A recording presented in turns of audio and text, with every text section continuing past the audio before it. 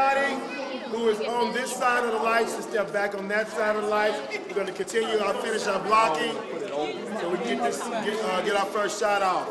This was the first time I had ever worked with Greg Carter, and it was a great experience. He actually approached me on MySpace first about doing this movie, and then contacted my agent and everything, and he's cool. I had a great time. I'd never been to Houston, so it was kind of cool since he's from Houston.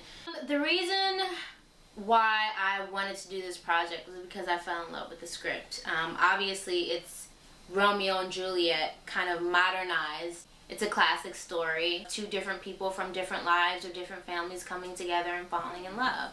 And I think it's a testament of where we are today. Like color, religion, whatever, it doesn't matter. Love is love. Looks like somebody's found a new friend. He's cute. Cute? No, he's fine as hell. I read the script and I liked the take on Romeo and Juliet. There's been a lot of scripts thrown around, but this was a different take on it, using different character names. But the only way to really make it work these days is to make, you know, these two families dealing in some sort of legal activity. Shut the fuck up! No! I'm calling your brother right now. You better hope he ain't in a bad mood. Both your asses is dead. You hear me, I said? Huh? Hello? Let me talk to Paul.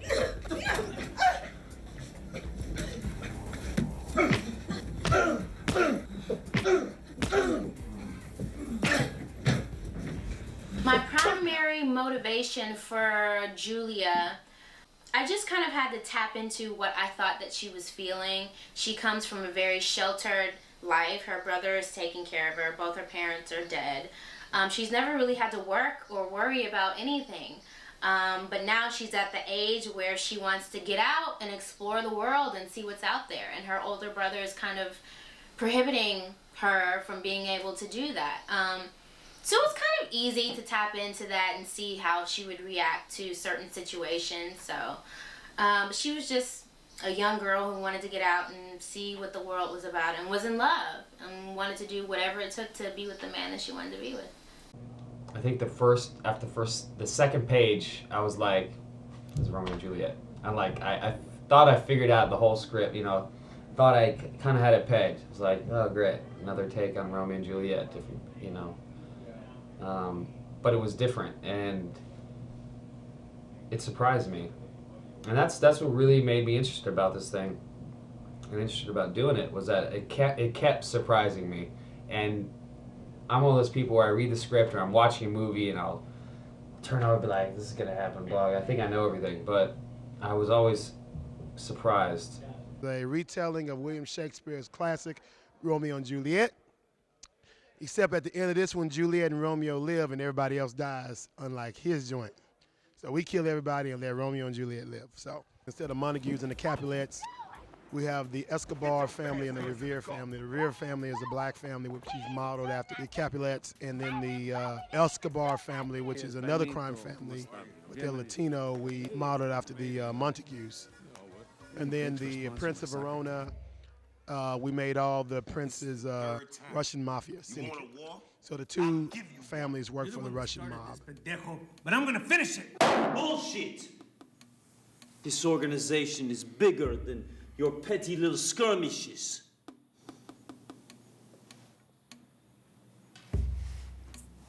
Mister, when I met you, you were stealing hubcaps in your neighborhoods. Paul, you were selling nickel bags in your fucking corner. You peoples, you make me sick. This shit stops.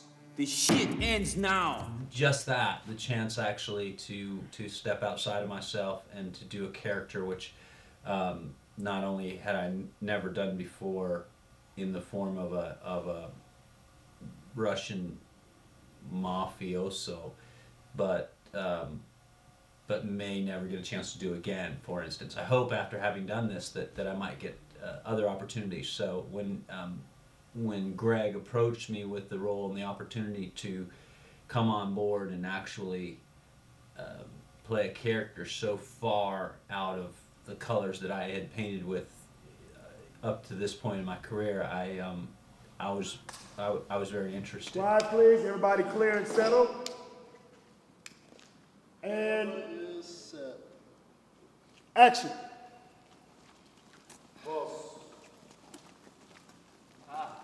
Please, come in. Come. Don't be afraid. I was excited, and I felt like, okay, I can bring something to the party, and that's what I tried to do as the Prince of Verona. Someone who had ulterior motives, maybe a little Iago-esque, to coin a Shakespearean character, a little Machiavellian,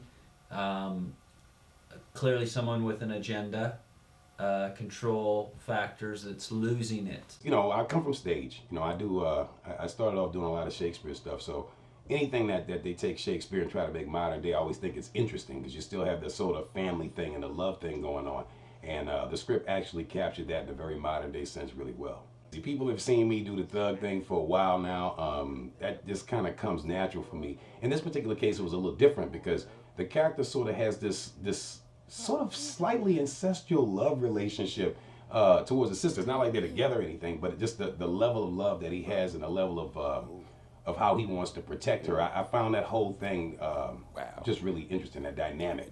And the opportunity to work with Reagan Gomez, you know, had a lot to do with, you know, he wanting to come do it too. Don't hurt, Paul. Get off me.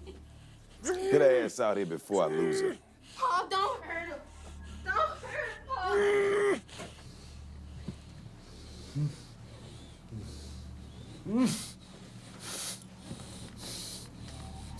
I'm guessing by now you have some idea who I am.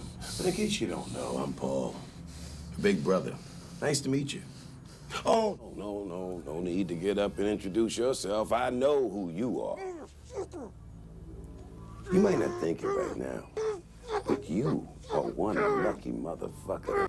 Usually just read the script a couple times. I mean, I'll read the script, I'll put it down, I'll read the script again, I'll put it down.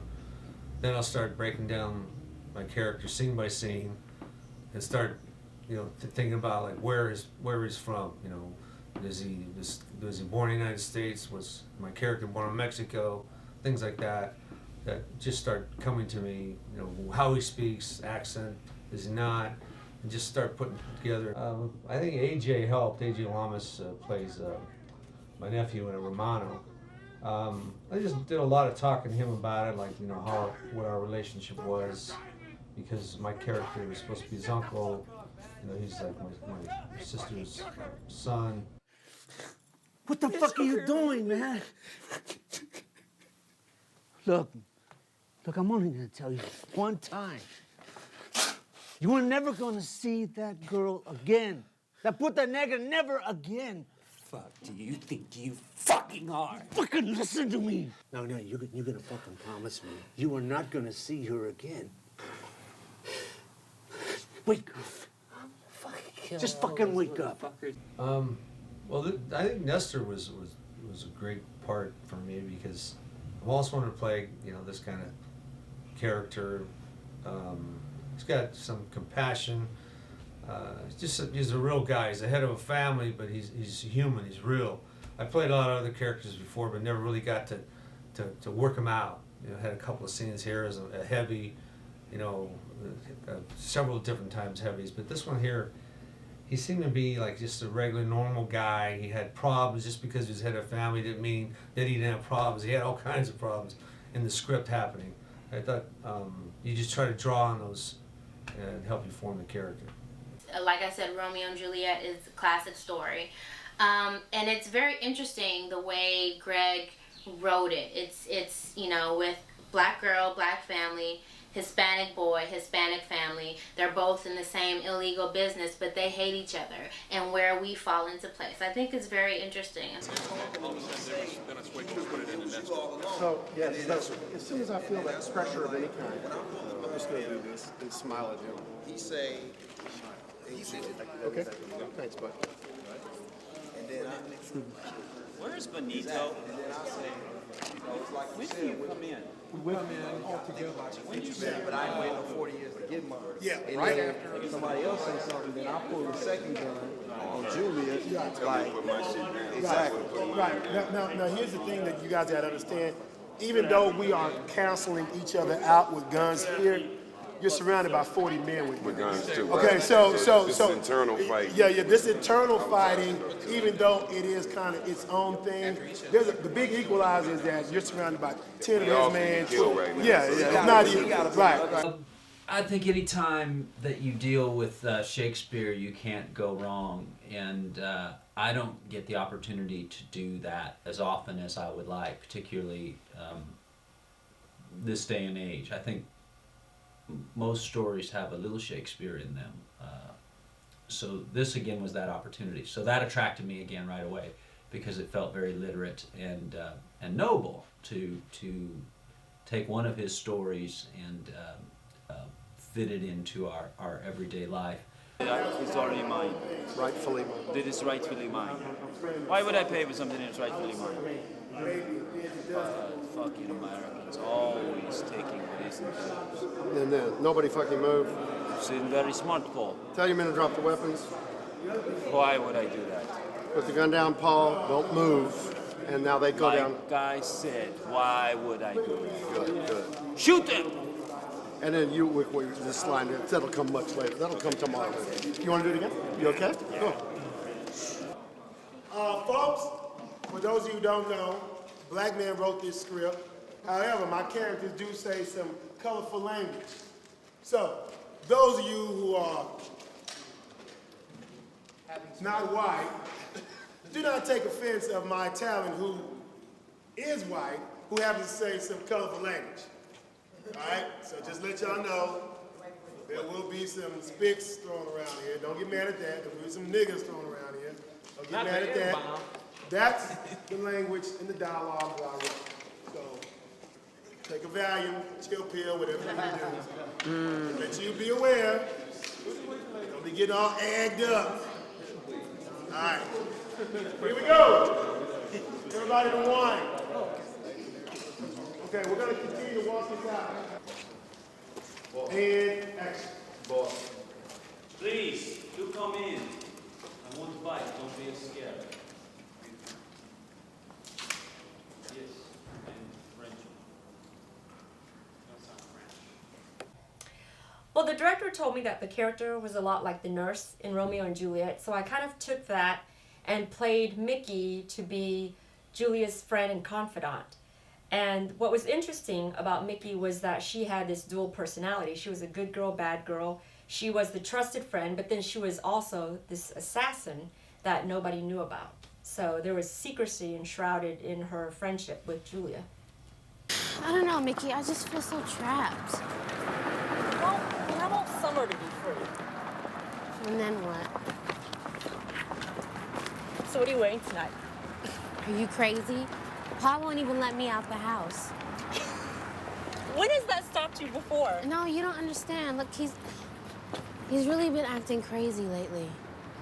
Come on, Julia. I mean, come on, there's gonna be cute guys there tonight. Besides, I have a surprise for you. Really? Yeah. You'll see. Okay, fine. Okay, fine. God. I had actually, like a total nerd, rented Romeo and Juliet and watched it like 70 times. And I really wanted to get that Leonardo strand of hair. Couldn't really make that work for some reason. But I studied a lot of Shakespeare, and even though this is kind of loosely based, I kind of wanted to get into that mindset of love and just true love and heartbreak and betrayal. Shakespeare's pretty good at that. Not bad. You shouldn't be here. See you. I thought you were dead. 4 letters away from me. What? Come on.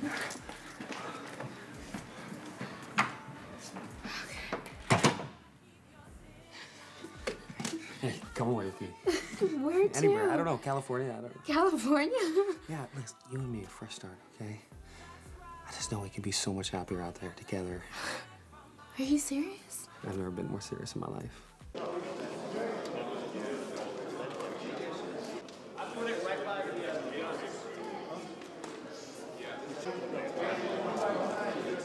I can give my number, you know what I'm saying? Yeah, or should I give it? Yeah.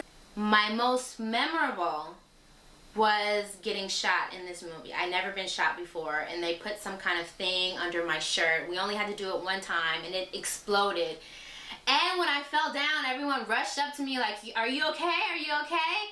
And it kind of took me a couple seconds to like remember where I was, what I was doing, and I was totally fine. But I'd never, you know, been shot on screen before, so that was memorable. But also working with the cast, like, you know, we had a great cast, and we really had a great time shooting this movie, so I think the whole thing was really memorable. Put your gun down. I don't fucking think so. Shoot them, Benito. Shoot them, Black. It's on now. Shoot them all. Let's start with this driving scene. Let's start with this second one, because it'll be easier, and you guys can kind of get into it. This is just this like montage sort of thing where you're driving to San Antonio, and you guys can you can't see your faces or anything, so you can just make up whatever you want. It's just badass. Car looks great. Look at that white leather. That car is the shit. Okay, let's just start right there. Okay, that car is the bomb. It sticks a little bit though. It sticks. It's a little sticky. You gotta kind of.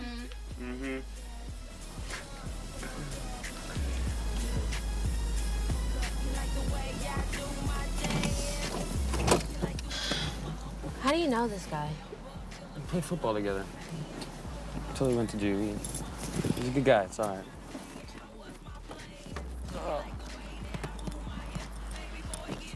And then I'm gonna clap my hands. When I clap my hands, they're gonna play shot. All right, here we go. And action.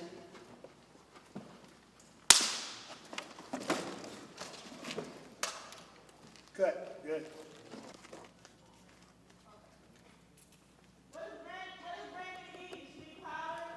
Well, when she puts on these goggles, it's gonna mess up her makeup, so we need to be ready.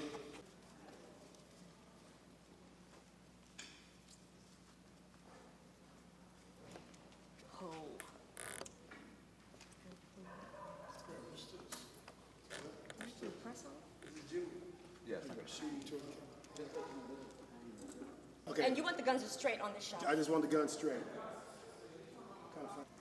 Action.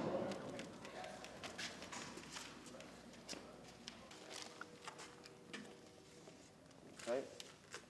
And step 2 times forward. There you go. Hold. Action. Bam, bam, bam, bam. Tell me how you want to Okay, Junie, from now on out, just hold the guns the way I want you to hold them. Stick them out so I can make final adjustments. I know, it's just hard for me to keep them out there. I know, Yarn. I know. Everybody, we're going to be going very quickly. Just a little bit. There we go. Like That's it, Greg. Slate in. Slate in. Back to the slate. Give us a set. All right. And speed. Scene 127, yes. Take 1, marker. Okay, Junie, tilt your chin up. Very good. All right, here we go. Okay, And I'm hot. Ready. all right, Junie, and action.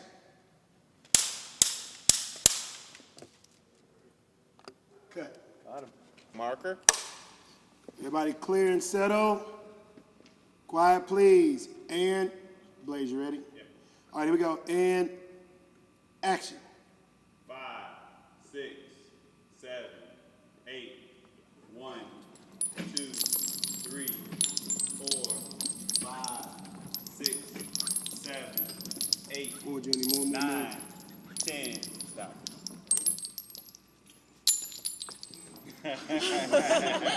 I left over bullets. You know, shoot them, Black. It's on now.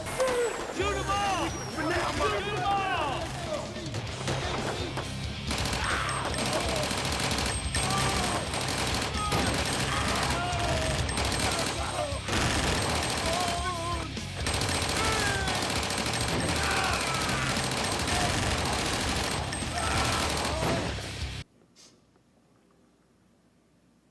Here you go, Jay. And you're kind of feeling your way. Hand out. Action.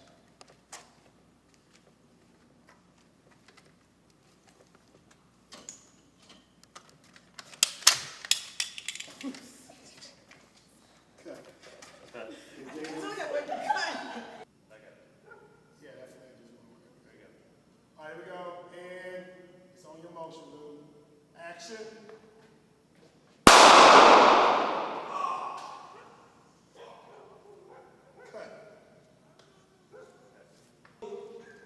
me.